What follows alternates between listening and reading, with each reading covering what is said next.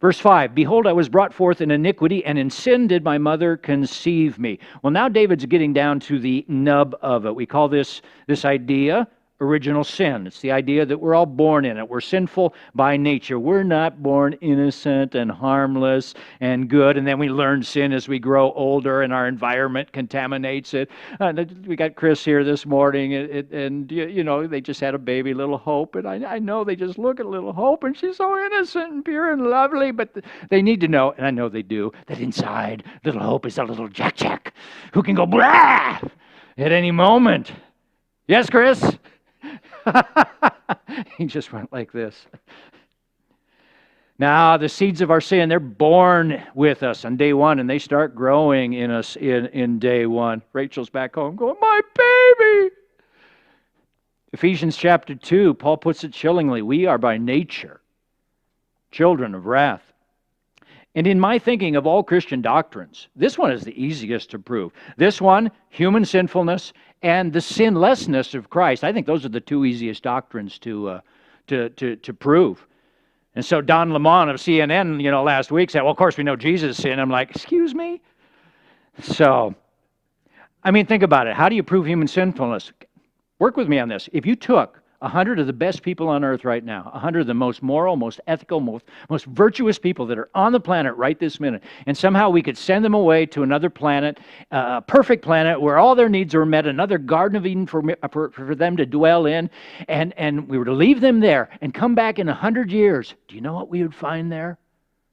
Earth 2. It's because of what's in us. I watched Walking Dead for a few seasons. The creators of that show understand David here. They understand that the real monsters in their universe are not the zombies.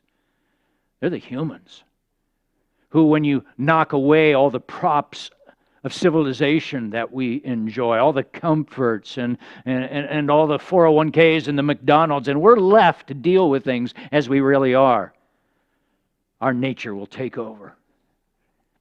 Now, sure, how we are raised, our parents, the environment we grow up in, the education we have access to, all these things have impact on the moral lives that we'll end up living.